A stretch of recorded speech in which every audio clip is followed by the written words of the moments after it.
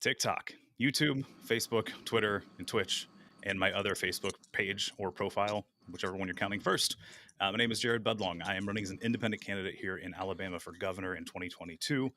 And I do a unique thing with my campaign that not many people understand or fully grasp at first, but we are doing a very transparent campaign. And by that, I mean we have open policy meetings, we have open campaign strategy meetings, we have open field organizing meetings.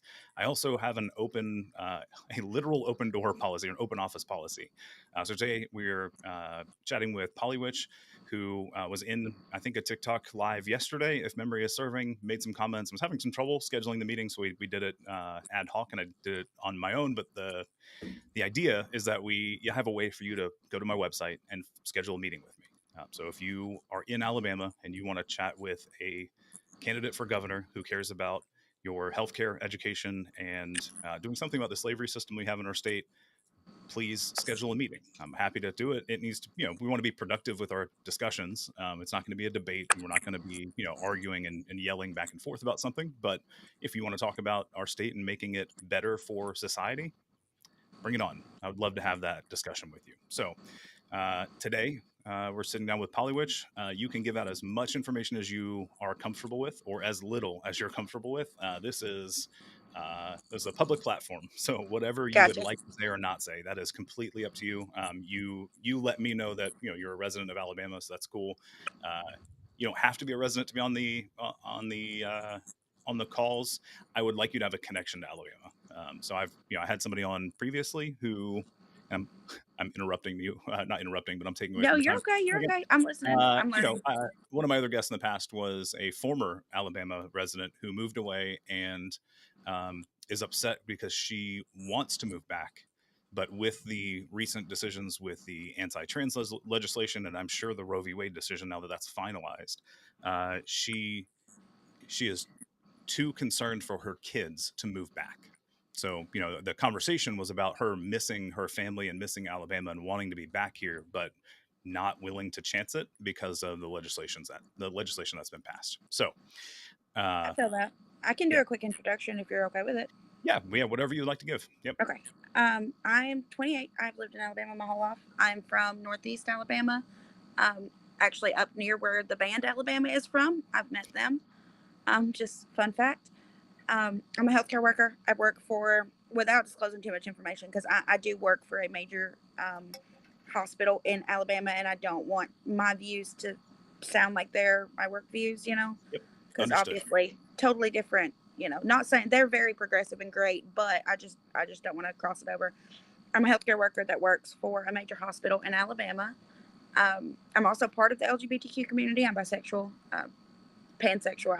I both, I guess, one or the other. I don't really know. Haven't figured that out yet. And I'm polyamorous, which is also part of the community. So yeah, that's probably all the information I'm probably going to give to the public. Understood. Just because I don't really want to be identified because I don't want to get in trouble with work or anything. Yep. Yeah, no, completely understood. So that is an understandable concern given the light of things that are happening. So My job uh, is very great, and they're very they were very against, even the CEO was very against the anti-trans legislation. yeah, And it was a very sad message we got when it came out, and then a very happy message we got when it was delayed. So like through our email. So they are great. I right. don't think it would be an issue, but I just don't want to push it. Yeah, no, it's understood. Yeah, there are, with the recent Roe v. Wade overturning of that decision, the bigger concern for me as a person who doesn't have a uterus, the bigger concern is the privacy aspect. So like Yeah. I fully respect you wanting to maintain your Yeah, as that much privacy anonymity aspect as is you can. gonna Yep. kill everybody. It has the potential to do a very large amount of damage that no one is, even the lawyers who are ruminating over it. They aren't even sure how far this will go. They're just scared of how far it could go. And I want to say one thing before we get going any further. You'll probably hear thunder in the background, and if the connection suddenly stops, I may have lost power. So we have a thunderstorm that just hit. So we'll see how it goes. Yeah, Hopefully, we've got one that's hopefully it doesn't. probably on its way. So So hopefully I don't lose power and I can do this, and also shameless plug, uh, continue to have power and internet through later tonight when we have a campaign policy meeting with Republic. I mentioned earlier we have one tonight at 7 o'clock. They're every Tuesday at 7. So if you want to hear about policy and even have some input into policy that we're talking about, that would be 7 o'clock tonight. Tune back in. If you want to have if you want to have a discussion, please go to the major social media platforms. TikTok. I try to keep up with you guys. I really do, but it's tough because I'm trying to pay attention to another platform, and it's really tough to do on both. So I do my best, but it's much easier for me to catch those and talk about them when they're on the other platforms. Well, being on this end, I can see why it's kind of hard for you to keep up with, but all the platforms commenting at once. Yeah. There's we can pop them up on the other platforms, guys. Just so you're aware, we can actually pop those up and show those on screen. TikTok does not have that capability yet. There's some hacks to do it, but it's not reliable, so I don't do it yet. Anyway, Gotcha. so the floor is kind of yours. I will ask questions, and if you're not comfortable answering, you don't have to. But Okay. I this was your requested meeting, so I want to give you the floor. And if you have Sure. anything you want to ask or talk about, let's do it. Well, I think that my original question to you on TikTok was about your views on, because most people that do support the LGBTQ community, they support us until we have a relationship style or dynamic that's different than theirs. And Okay. I've noticed a lot of people don't think to consider or even like take 5 seconds to think about it when it comes to people in like the polyamory or swinging communities. Okay. That's why the LGBTQ is so gracious. Q community is so graciously letting polyamorous people tag along, is because we are also at risk of huge discrimination. Obviously, not the exact same kind, but huge discrimination in all aspects of life, work, personal life, especially living in the Bible Belt. It's just tragic. Yeah. So I think that was my first question, and you were like, "Well, I'm not really well versed in it, but I'd be to talk to you," and that got me thinking. He's willing to listen to a 28-year-old from Northeast Alabama. We might as well make use of it. We're not that far apart. You do have to be a certain age to run for governor, and I'm just over that cusp. I'm 38, so like I'm a bit older, Oh, but okay, not okay. not that much. You're one of my This partners is Yeah, 39, so you're yeah. his age. The beard is a little it ages me a bit more than it than people realize. My Uh, husband's going completely gray at 32. Don't feel bad. yeah. Oh no, I'm fine with it. It just it actually is. It's probably beneficial in the current climate and trying to run for governor. Oh In yeah, some cases, it gives me some some authority, in whether or not I Alabama, it's definitely going to do you good.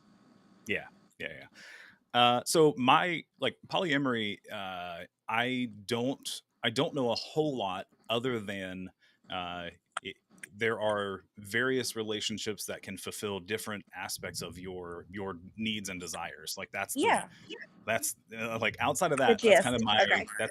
that's about what I know. I follow Do a you couple want a creators on short here. kind of Yeah, if you want explanation? to dive into it, yeah, that'd be great. Okay, that might help. So, polyamory is just the ability to care for or love or be attracted to more than one person at once. Okay. So, whereas monogamy is centered around choosing one person and being with that one person for the rest of your life, with the goal to get married and have kids and yada yada, or something of that effect. Hmm. And even with monogamous, like LGBTQ, like the lesbian community or the gay community, like that's kind of how monogamy or how generally most people develop their relationships. Polyamory is a little bit more open. You can do Okay. polyamory multiple different ways. So I can only speak on my experiences. I personally am, my polycule is very open. We are able to freely do what we please. If we choose to see somebody outside of the relationships we're in, that's fine. The only requirement is that there is communication. If we choose to, just, I don't know, go out to a bar one night and meet somebody one night and one night, that's also fine. Just whatever we want to do. But you can obviously practice different ways, Okay. if that makes sense. So, like for me, I'm married. My husband is 32, and I have a boyfriend who is 39. We all live together. They're friends, not anything more than that. And they're free to pretty much date and do outside of our relationships as they please. Okay. And I would have to assume that setup is very um, Complicated? No, well, pre. no, I mean, no, no, no, no. I mean, a monogamous relationship is complicated. So, like, That's true. like Yeah, it's a different when type of complicated. you have multiple, when you have more than one person involved, it's hard to fully comprehend everything that you think yourself, right? So we're hopefully constantly growing. So Yeah, battling it's a with your lot various of thoughts is fine. internal work, Yeah. especially when you're raised in a society. So I'm 28. My husband and I started discussing it in 2016 when I Hmm. was 23, and opened up when just before I turned 24. So we've been Okay. doing this for 4 to 5 years at this point. Because we obviously spent some time when we started discussing it. We had to spend about 8 to 9 months. Basically, you have to just completely break down everything you were taught. You have to start Yeah. from the beginning and break down all of the internalized monogamy that you're taught from a young age. And like, you feel guilty at first. Like, when we first, even after we spent 9 months discussing this and 9 months making sure we were on the same page, we were comfortable, there was a level of trust there and communication there where we could handle opening up to do this, without hurting other people in the process. Hmm. Um, there was a lot of, what word am I looking for? A lot of guilt and shame when we first opened up. Like when both of us first met our first partners, we were both like, like nervous that we were going to upset the other one. Um, and it's rough. You have to kind of, Yeah. So that's kind of gets along. That kind of gets to the point that I was trying to figure out how to put to words, but it's not that it's complicated, because sure, like any group of people will be complicated. But what I was trying to say is that each group will have its own quirks and intricacies and like rules around it, yeah, because yeah, like you can't uh, even in monogamous relationships uh, different there are rules that everybody there goes are by. different rules at play, right? So like some people are strict, like no look. Like it's like, no, like Yeah. you don't get to look at other people in that way, otherwise it's considered And cheating, that's how it which is with that's up to them. polyamory too. Like, we have the same. So there's different levels. There are some people who have what are called closed polycules. Okay. There are different kind of relationship styles. Our relationship style is called a V, and it's basically where I am the hinge. I am with two partners who are friends with one another but do not have any romantic interest in each other at all. Gotcha. Okay. Like, they are purely heterosexual men. I don't know how that happened, and they are friends. Hey, that works. That works. And there's different types. There's like triads, where there's three people all together, and they can be closed or open. Where they closed is generally where the three have decided they are not going to see anybody outside of the polycule without Okay. permission. Open is generally what we do, which is just, hey, come and go as you please. Um, and then there's, oh, that's your That was a tornado warning. really no, no. That was actually I have three kids, and that was a Thomas the Train toy going off in the floor. No worries. I've got dogs myself, but I feel that mine might bark, so you're good. Well, the Um, thunder made the toy go off, so that. but Anyway. yeah, there's different relationship styles. There's different, we practice what we call KTP, kitchen table poly, which is the ability to, so my husband, used to have a long-term girlfriend. They broke up in December, but they were together a little over a year. And they were friends of ours before they got together, and then afterwards remained friends. Um, and we Okay. would all like have game nights and stuff together where my boyfriend would DM D&D and my husband and I were players and they were players in the D&D game. So we Gotcha. prefer to have our partners at least know each other to some level. There are people that prefer never to meet their metamors, which is the partner of your partner. Okay. And then there are people that prefer not to even know they exist, which is called a don't ask, don't tell. I don't like those, but that's just personal preference. Everybody do you. Yeah. Um, and so, like with ours, we prefer our partners to interact on some level. Like, um, so say I'm very medically ill. I have a lot of medical issues. Say my husband was off one night with a girl who preferred not to know that I exist, not to know me, whatever. And I had a medical emergency and his phone's off, or his phone dies, or something happens. We're not going to be able to reach him, for something like that. And to me, it just makes more sense for everybody to, at the very minimum, be able to be in the same place at the same time without there being any awkwardness, Yeah. That especially in a would. tiny town. Yeah. That would make sense. I can understand the hesitancy to not have to have a what is it? What do you say? It was don't ask, don't tell Yeah, type yeah. Some scenario where people like, prefer, they basically, it's like a hall pass. It's like, hey, you go do what you want, but I don't want to know, and that's yeah, their prerogative. You do you. That's perfectly fine if that's what if that's what people want to do. Not my thing, because for me, I have mental health issues and I struggle a lot with jealousy, which is a normal human emotion, but I have to constantly deconstruct what I know, and what I like, work on my own mental health. And for me, a don't ask, don't tell does not work. yeah, That flares up my brain really bad, and it's just really rough on me. yeah. But for others, it works really well, and it does the opposite for them. I could see that. Like where my head went when you mentioned that situation, it seemed like uh, I'm going to liken it to a monogamous relationship situation, I guess. And this is how my brain works. I try to relate It's myself to it. similar. I mean, that's Well, how I was I thinking view of a it. divorce, right? So I'm thinking of a divorce where you're friends of one of the two, and like at that point, if it's a contentious divorce, then like people pick sides and like they don't And you ever don't talk talk. ever again. Yeah, exactly. It's pretty similar. Yeah. I mean, that's exactly what That's it where my is. head's.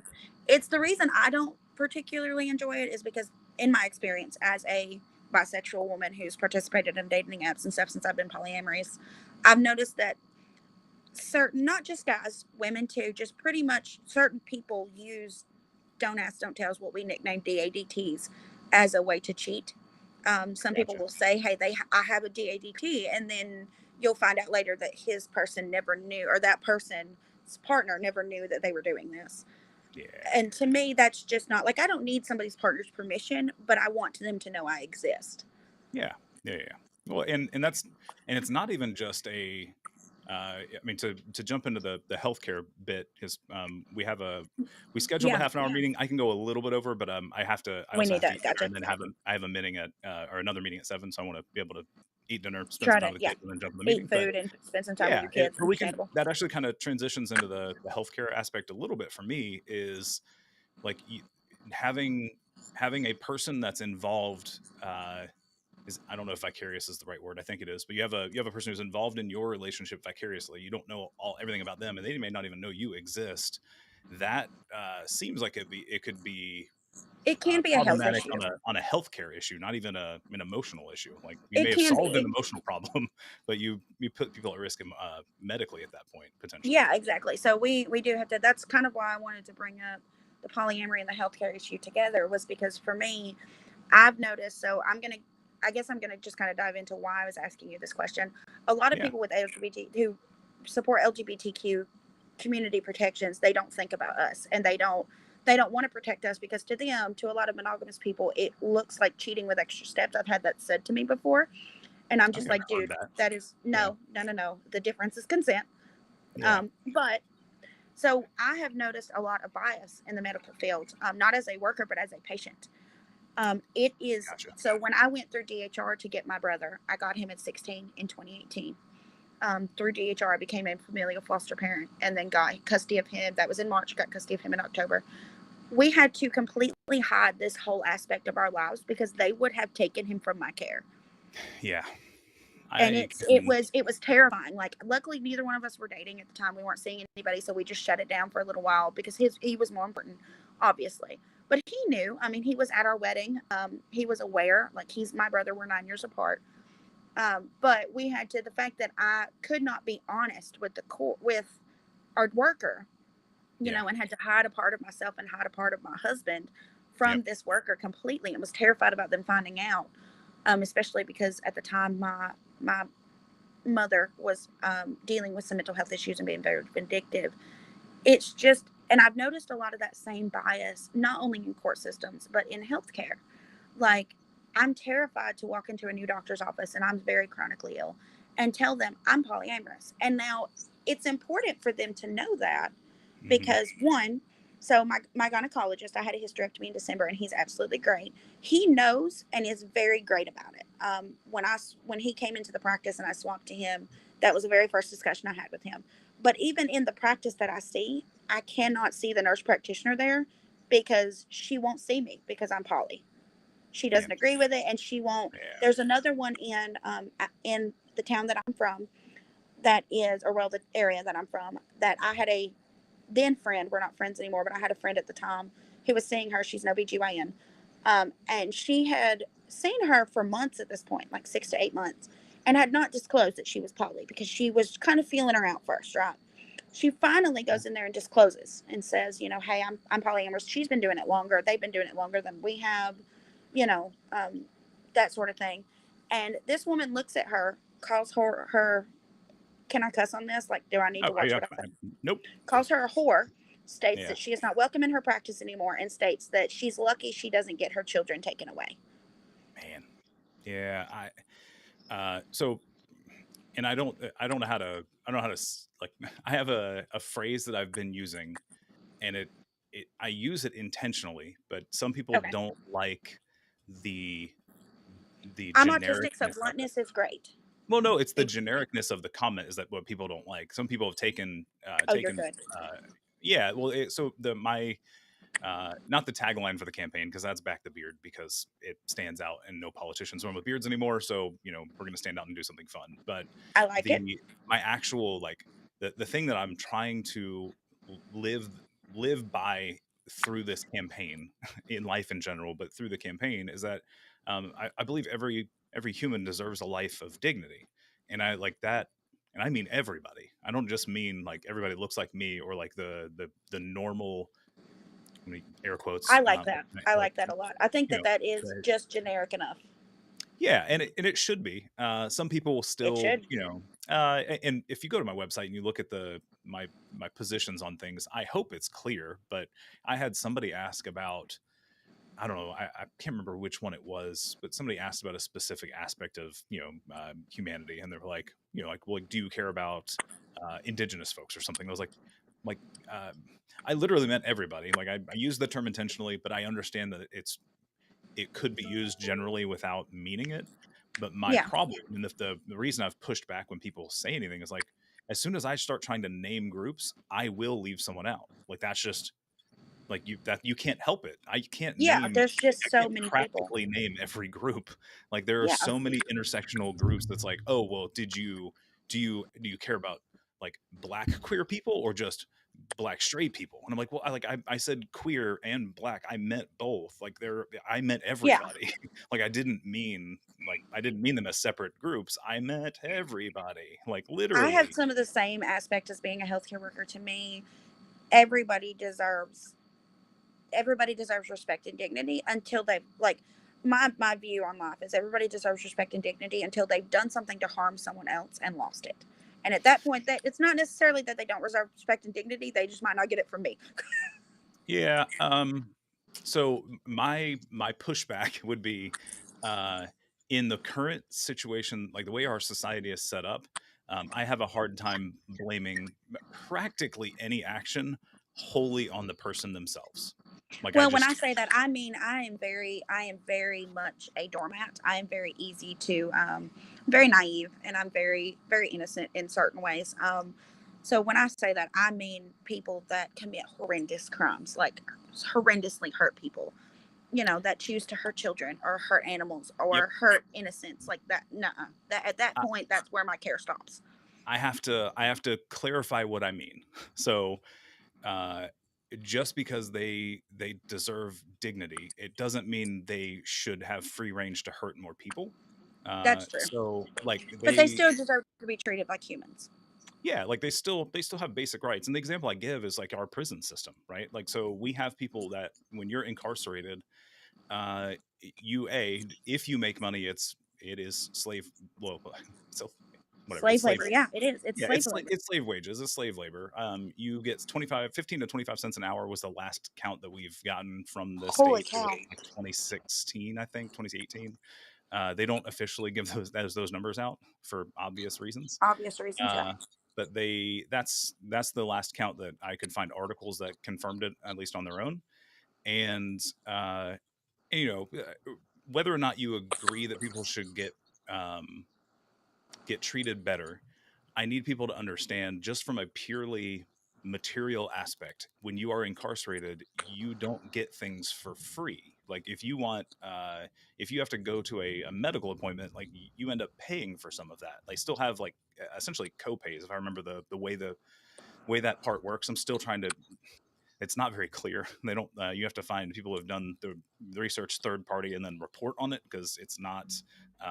They don't like to talk about it, Yeah. but they still have to pay for things. So let's say it's a toothbrush. Let's say it's a copay, whatever you want to call it. If a toothbrush is $5 and you make 15 to 25 cents an hour, like, like, come on, like that. Yeah. That's not giving some, like, somebody should be able to brush their teeth. Like, whether you agree that And somebody should end everything up in is prison so for whatever the crime overpriced. was, like, we should not be denying them basic health care like that. It just, Yeah, no, that it's definitely, yeah, it's no. inhumane, and I like, that's something that I'm like, no, they should still get some dignity. Now, they may have murdered somebody. Should they be let go and free to roam the streets? Like, no. Like, I agree that we should be separating people who are dangerous. The flip side, that I will point out, like, just separating them doesn't solve a problem. So, like, we have to figure out why the murder happened in the first place. So, like, we have to go back and look at why things happened and try to solve for that, rather than just putting people in boxes. But given, even if we were looking towards a solution and giving them rehab, right, and trying to find a solution for why they did a thing, while they're in that program, they still need to be treated like people. Like, they don't need to be treated like property. Animals. Yeah, I was gonna say property. They treated like tools. That's they are treated not well. And yeah, and somebody in the comments here mentioned that it's trauma, and, like, it very well could be. That was my point. Where it is like, there are very few things that I have a hard time saying, like, there's no rehab for. I can think of a couple that, in our current climate, I don't know how we would rehab it, because it is, um, Yeah, I can think well, of a they couple. I don't think we're care if they probably on the last. same page. Yeah, well, they don't care that they survive the encounter, and I don't mean self unaliving, not on its own, but like events, whatever, Yeah. domestic terror that involve firearms, where the shooter doesn't survive. I'm not sure what to do in that situation. Like, I don't think we have a solution, because we haven't looked into it enough, mainly because our federal government practically banned research on firearms violence until 2018. It's the Dickey Amendment. If nobody knows what that is, go look it up. That changed relatively recently, but our data set is very small because of it. We didn't look at it for 30 years, so Yeah. we don't know. And if we were to solve for all the other ones, like, there's still that one that's like, I don't know how you fix that. Like, if we were to stop somebody mid domestic terror event, which we do if they're the right color, like, I don't know how to fix that. Like, I don't know what the solve is. So, uh, Well, you're not I really expected to have all the answers. Like, even as a no, politician, no. you But never have all the answers to everything. Just what learning and what I'm listening from your community is a good way to figure it out as you go. yeah, and all I meant was, like, I can, uh, I don't know. I can almost I can see, uh, How maybe some things are just tough for them to well, handle. like some things happen. It's like, oh, it's emotional trauma, it's physical trauma, whatever, like the PTSD, things like that. Like, I can see all that happening, but there doesn't, at least from the ones I've seen, there doesn't seem to be a huge correlation for the majority of those domestic terror events, outside of something that isn't, it's not a real thing, it's something our society created. I don't want to See, and We don't have a whole lot of time. expanding out the PTSD thing when it comes to these crimes and stuff, if we expand and make our healthcare better and more affordable, treating PTSD like as somebody who's in therapy and who has, I have two insurances. I work for one of the best hospital in Alabama. Okay, I'm going to put it there, like that. I'm going to leave it at that because most people can guess who that is. I work for the best hospital in Alabama. I have amazing insurance and access to their medical facilities, as well as having Medicaid left over from, COVID still being a thing and it continuing on. Yeah. Because they've expanded and it. My brother's a type 1 diabetic, so as long as I can keep it on him, I'm going to leave it. But so I have two insurances and still have to pay out of pocket for therapy, and it's not Yeah. bad, but $20 a week for me is not that big of a deal, but $20 a week for somebody else might be. When you're making 7.25 an hour, the That's default it's minimum Yeah, I've wage in done our that state. before. Yeah, and that's if you're not working in the service industry, making 213 an hour. I used to be a Hopefully making server less. at Cracker Barrel, actually. So yeah, Yep. it that kind of thing is rough. Yeah. Especially when you're just starting out. If you've been serving for a while, you generally make better. But if you're just starting out, you might make minimum wage a week. Yeah. Might, Maybe. if you're Yeah. lucky.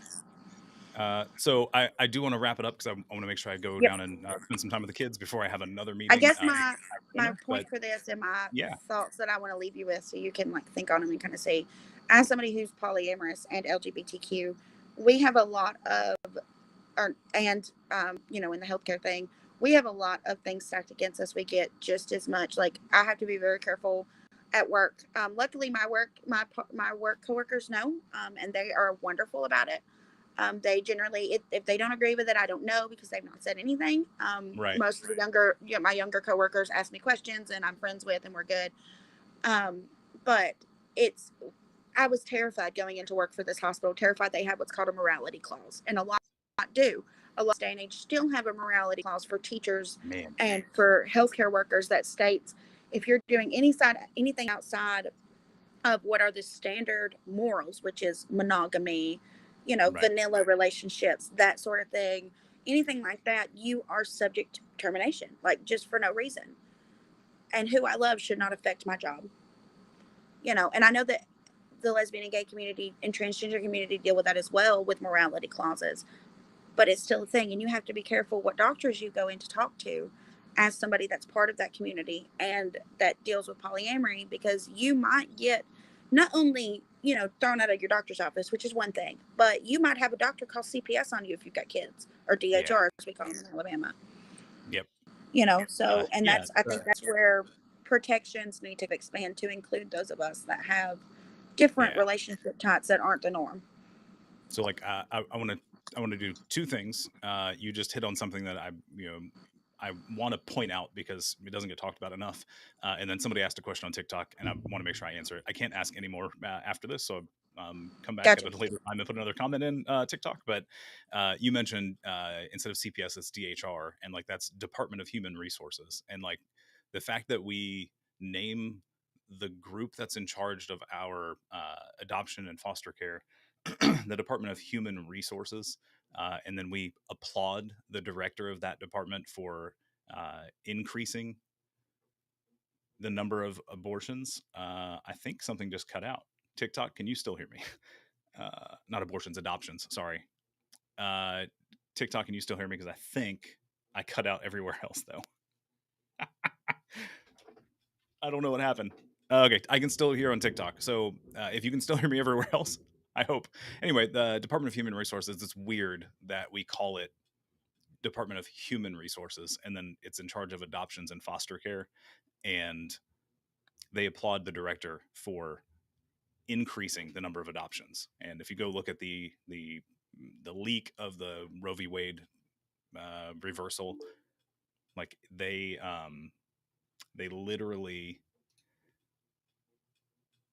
literally called out the lack of supply There we of go. Okay, essentially I fresh. lost you. Yay, I'm back.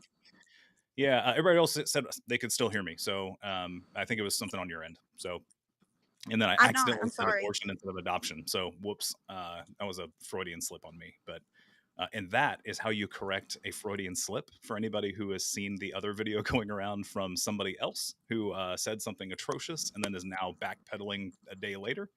Uh, you correct it right away when you say the wrong thing. You don't wait 2 days for when people call you out for the bad thing you said. You apologize, correct, and move on. Yeah. If it was accidental, it was on purpose, then you try to backpedal 2 days later. Whatever. If you know what I'm talking What about, you did know you? what I'm I'm talking about. sorry, I missed most of what you said because I had to refresh. I could not Yeah. hear you.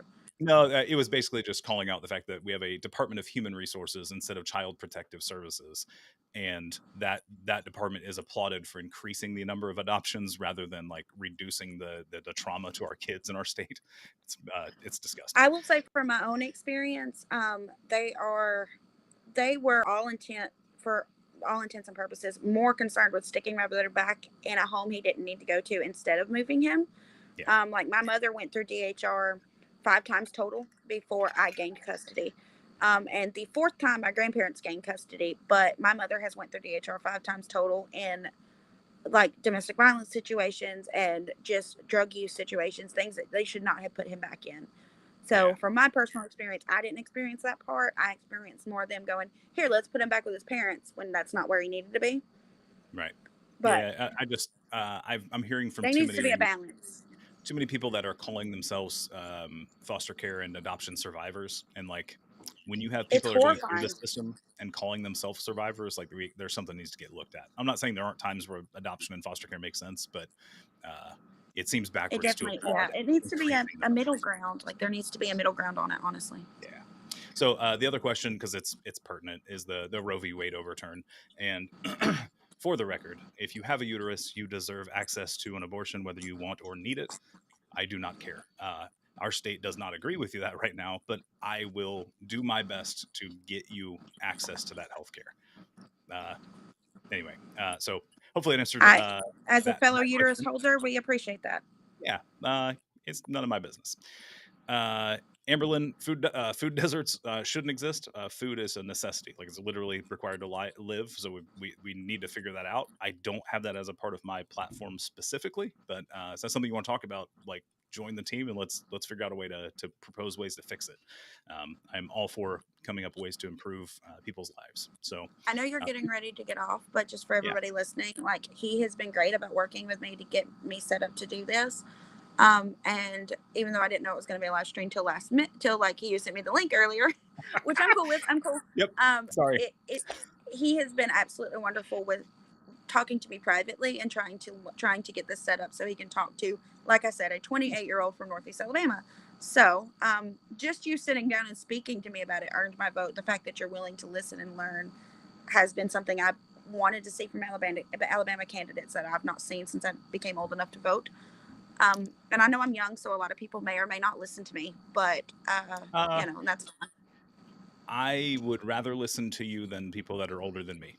So, uh, Well, and you know, honestly, the fact that you are trying to hear from your constituents and hear what is affecting us daily, what is bothering us, and what is hurting us is a huge deal. So, if you guys have questions and want to sit down and talk to him, he's taking 15 minutes over our time just to continue this talk. So y'all happy y'all do it. happy to do it. It's worth it. Somebody asked how they can get in touch. Link in bio. There is a way to schedule a meeting. Hopefully, it works. Polly had If a it does trouble not work, doing it. message him because he Yeah, will text you. Will message you back. there's a feedback form. So I may not. TikTok is getting really hard to keep up with. My follower count has drastically increased in the last week, so it's really hard to keep up with. There's a feedback form though. Use that, and that will go into an email queue that we can look into. So Will we try. need to write your name in the election, or will you be on the Yes. ballot? No, this will be a write-in campaign because Alabama's laws suck. So I needed a lot of signatures on a petition, a ballot access petition, and I got started too late and didn't have enough funding to get the number of signatures. For context, before we wrap it up, there's a party that is pretty confident they will have their name on the ballot. It's really up to the state to validate the signatures that they turn in, but they spent about, from what I heard, this is hearsay at this point, but somebody who says they're close to the group, they spent $200,000 trying to get those signatures, and I don't have $200,000 to try and get signatures. So we're just going to engage with real people because 1.4 million people didn't vote in 2020, and I want to talk to those people. So that's what I'm going for, is all the people who didn't vote previously. We can do this. Okay. Yeah, so girl, that's who I'm trying to reach. They mentioned there's less than 50% of eligible voters that turned out to the last gubernatorial election. That's not surprising. In 2020, it was only 62%. So, Well, yeah, I will say I pulled up to the election and there was not a third party candidate on it for president. There was only two yeah, in Alabama, and I was very upset. yep. So Because our laws are very dumb.